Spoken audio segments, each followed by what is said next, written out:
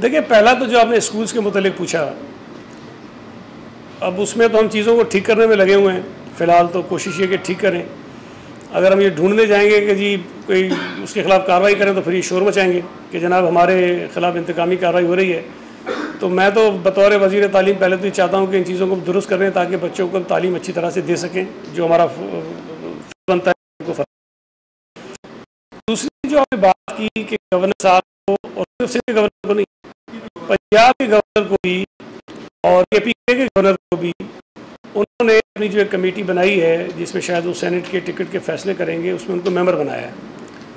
मैं ये बात बार बार कहता हूँ कि PTI बदकिस्मती से एक ऐसी जमात है जिनके चेयरमैन से लेके, जो बदकिस्मती से वज़ीर आज़म इस मुल्क के, उनसे लेकर इनके चवल वज़ीरों से लेकर इनके तमाम जो इस वक्त अराकीन के किसी भी सतह पर बैठे हुए हैं, उनको पाकिस्तान का आइन, पाकिस्तान की जमहूरियत के जो बुनियादी या जमहूरियत के जो बुनियादी उसूल और तकाज़े होते हैं वो, और कानून कहीं से छू कर भी नहीं गुजरा। अगर वज़ीर आज़म खुद ये कहे कि ये हर 5 साल बाद होने वाले इंतखाबात एक अलमिया है, एक ट्रेजिडी है, तो इसके बाद आप मातम ही कर सकते हैं। और आप क्या कर सकते हैं?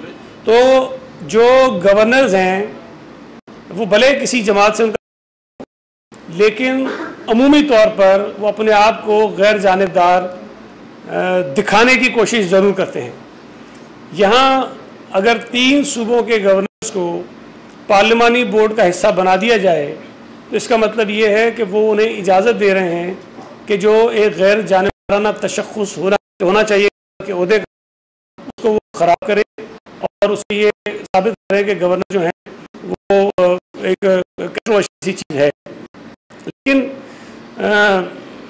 बहरहाल ये PTI है, ये कुछ भी कर सकती है और सेनेट में इनको परेशानी बहुत है, इसीलिए वो जो ओपन बैलेट की बात भी करते हैं। और मुझे तो हैरत होती है कि ये इस वक्त पिक्चर्स दे रहे हैं कि जी करप्शन नहीं होनी चाहिए, वोट बिकना नहीं चाहिए, और वो जमात कह रही है जिन्होंने चेयरमैन सेनेट के इंतखाबात में जब अपोजिशन के वोटों को तोड़ा, ख़रीदा, डराया, धमकाया और उस वक्त उन्होंने उसमें जश्न मनाया।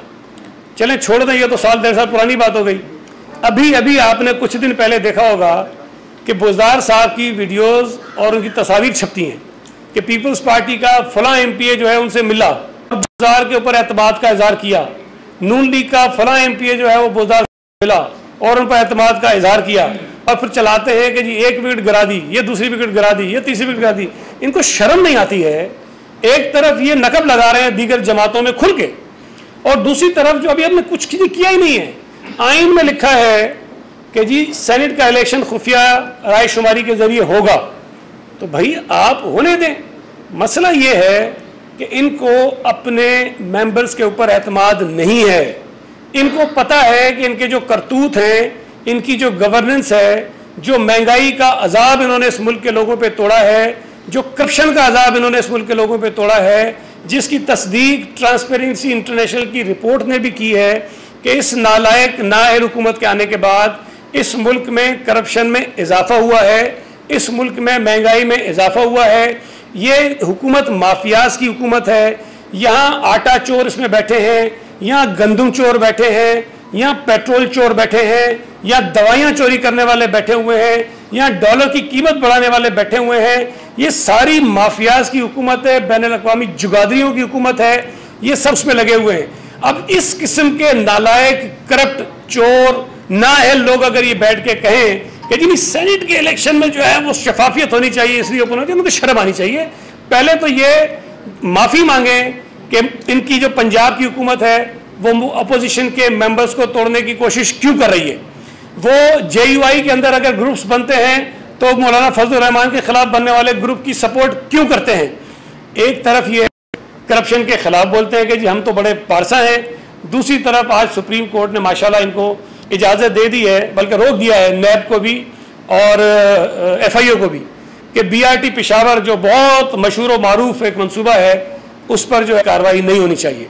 तो अगर तो इनके हाथ साफ और शफाफ थे और KPK में पेशावर हाई कोर्ट ने यह कहा कि जिसकी तहकीकात होनी चाहिए, तो भाई अगर तुमने कोई चोरी चकारी नहीं की तो तुम उसके खिलाफ अपील में क्यों चले गए? तुमने सुप्रीम कोर्ट से ये फैसला क्यों ले लिया कि जनाब इसकी तहकीकात नहीं होनी चाहिए? तो ये बड़े माशाल्लाह वैसे हैं ना, फरिश्ते तो करते भी हैं, फिर बच भी जाते हैं और कुछ पूछता भी नहीं। एक मिनट जी।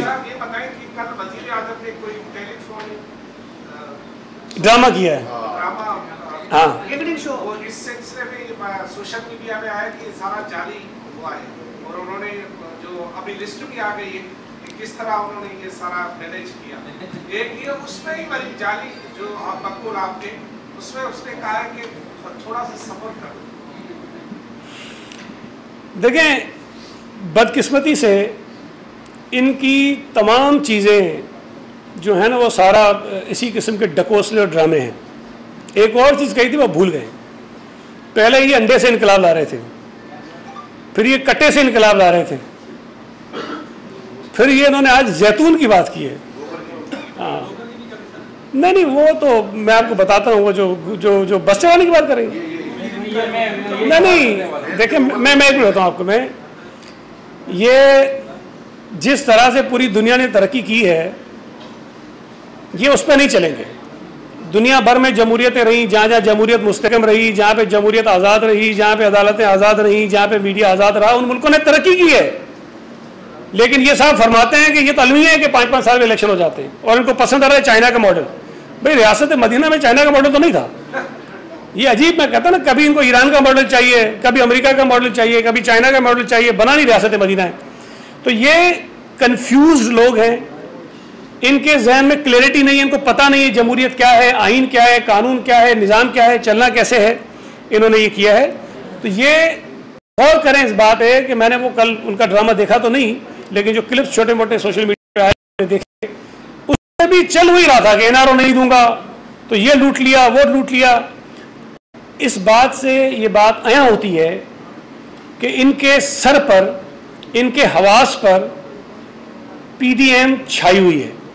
ऑपोजिशन ने इनको इतना हवास बाख्ता कर दिया है कि ये सिवाय ऑपोजिशन के जहां भी बैठेंगे बात वही करेंगे। तो ये कोशिश हो रही है कि किसी तरह पाकिस्तान के उन लोगों को जो इनकी नालायकी और नाअहली की वजह से, इनकी वजह से महंगाई की चक्की में मुसीबत में उतरा है। पिछले 2 महीने में इन्होंने 5 मरतबा पेट्रोल की कीमतें बढ़ा दी हैं। उससे पहले 25 रुपये एक रात में पेट्रोल की कीमत उन्होंने बढ़ा दी थी। फिर आटे का क्या हो रहा है, चीनी 55 से लेकर 100 क्रॉस कर गई है। एलएनजी में इन्होंने क्या करप्शन की है, क्या तबाही फेरी है। तो जो चीज़ें इन्होंने की हैं उन तमाम चीज़ों से लोगों को डाइवर्ट करने के लिए ये इस किस्म के शोशे छोड़ते हैं। लेकिन इंशाअल्लाह ताला इस हुकूमत के दिन गिर जा चुके हैं और बहुत जल्द इस जालिम हुकूमत से, अवाम दुश्मन हुकूमत से अवाम की जान छूट जाएगी। संजय कर ले। अब तो सुबह में आपकी लगा हुआ है, लेकिन कराची में 12 घंटे के दौरान 6 अफराद को कत्ल कर दिया गया टारगेट के नीचे वाक़यात में, और इस तरह स्ट्रीट क्राइम में भी काफ़ी हद तक इजाफा है 2020 में। ये वाक़यात क्यों बढ़ रहे हैं? ये बात आपने बिल्कुल ठीक कही है कि इस वक्त स्ट्रीट क्राइम में इजाफा हुआ है, जो बड़ी तशवीशनाक बात है। टारगेट किलिंग की भी जो बात आप कर रहे हैं उसमें भी हुआ है। लेकिन अभी मेरे पास ये जो कल रात वाक़या हुआ इसकी तफसीलात इतनी नहीं है कि इसके असबाब क्या थे। लेकिन बहरहाल कोई भी असबाब हों, एक वाक़या हुआ है जिसमें लोग मारे गए हैं, ये नहीं होना चाहिए। ये हमने कल रात भी डिस्कस किया आपस में कि जो स्ट्रीट क्राइम्स बढ़े हैं और इस किस्म की जो किलिंग्स हो रही हैं उसको कम करने में पुलिस क्यों नाकाम हो रही है। हमने पुलिस को बहुत इंडिपेंडेंट एक इख्तियार दिया हुआ है कि वो अपनी मर्ज़ी से ऑफिसर्स लगाते हैं, अपनी मर्ज़ी से फैसले करते हैं। हुकूमती इंटरफेरेंस उनके अंदर बिल्कुल ज़ीरो है। और अगर इतने चीज़ों के बावजूद भी नताइज उसके अच्छे नहीं आ रहे हैं तो हमें ज़रूर पुलिस से इसका जवाब लेना है और हम इस पे लेंगे। ये बता दें कि सिंध हुकूमत कराची में पब्लिक ट्रांसपोर्ट देने में तो खैर नाकाम साबित हुई है, लेकिन जरताज गुल ने बड़ी ज़बरदस्त एक फार्मूला पेश किया है कि भैंस कॉलोनी के गोबर से जो है एनर्जी बनाकर जो है ना वो बसें चलाई जाएंगी। तो आप उनके ये फार्मूले से क्यों फ़ायदा नहीं उठा रहे? देखिए, मैं फिर कहता हूँ कि ये बेचारे पता नहीं मासूम कहूँ या क्या कहूँ, सारे फारिग लोग हैं अकल से। आपने एक मंसूबा सुना होगा सिंध हुकूमत का, BRT के रेड लाइन BRT का हमारा एक प्रोजेक्ट है।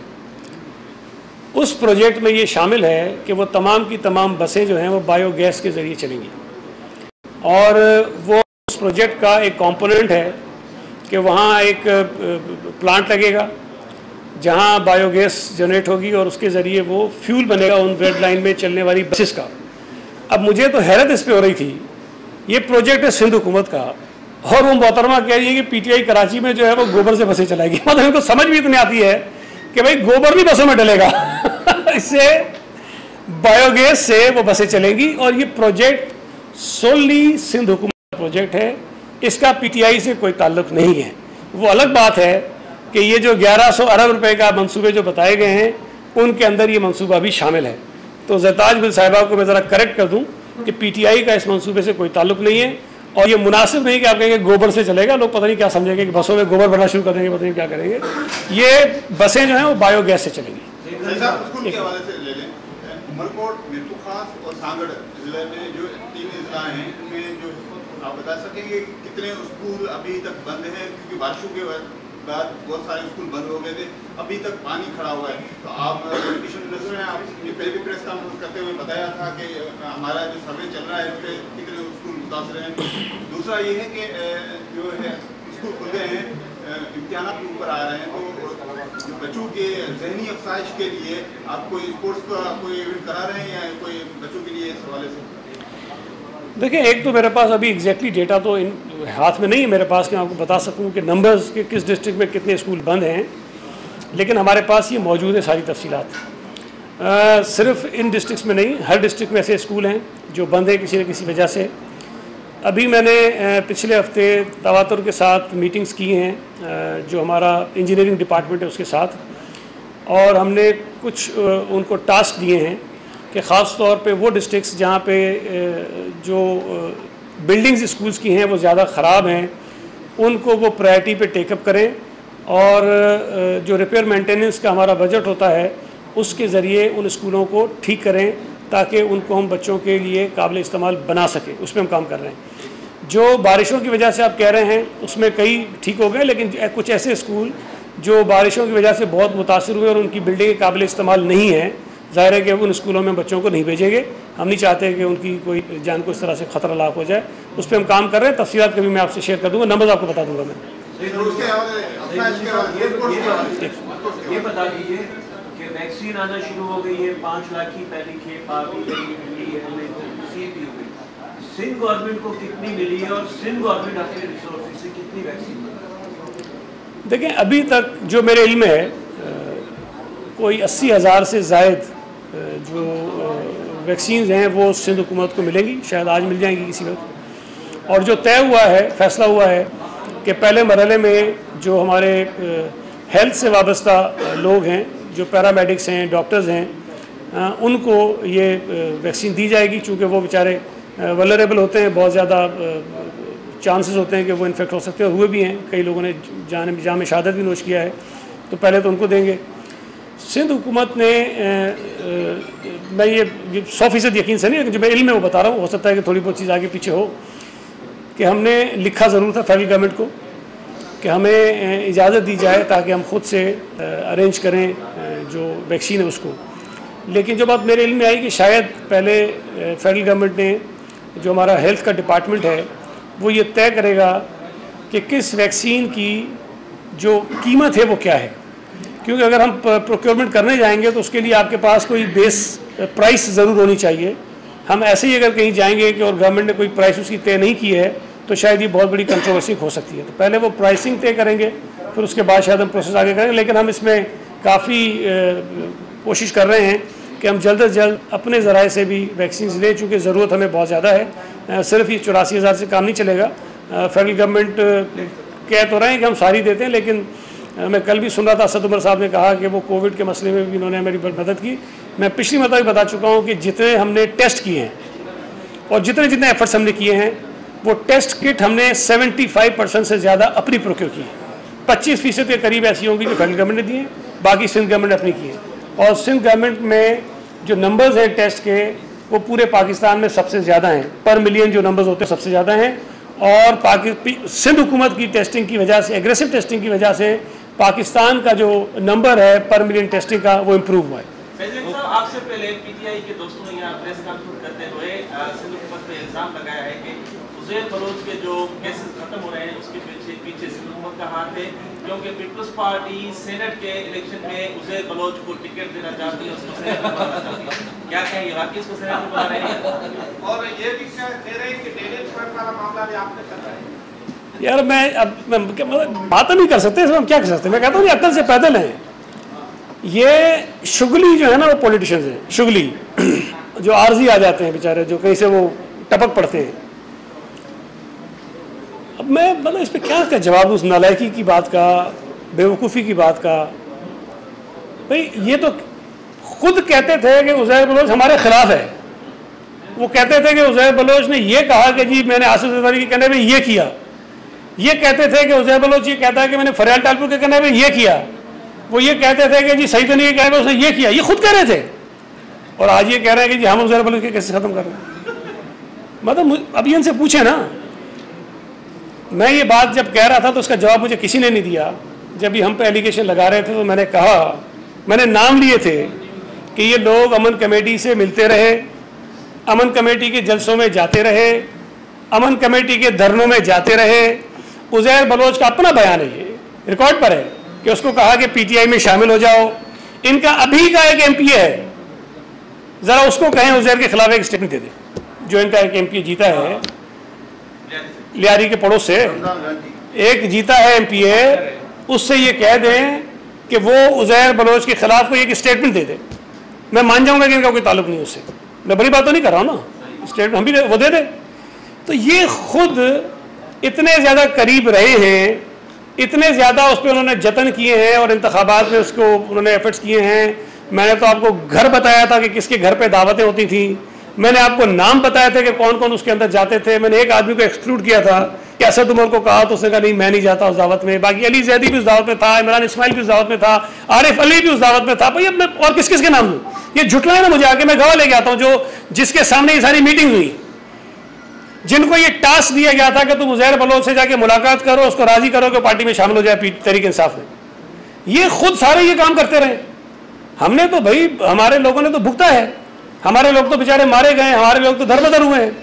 अब हुकूमत में होने की वजह से हमें कुछ एफर्ट्स करने पड़े कि वो हालात ठीक हो जाए, वो हमने किए हैं। आज ये सारी फरिश्ते बन के बैठ गए और इल्ज़ाम सारा हम पे लगा रहे हैं। तो बहरहाल इनके पास शहादतें बहुत हैं उज़ैर के खिलाफ, इनके पास सबूत भी बहुत हैं। तो मेरा ख्याल है कि ये अदालतों में जाएं जहाँ पे केसेस चल रहे हैं और वहाँ पे गवाहियाँ दे जाकर। Thank you.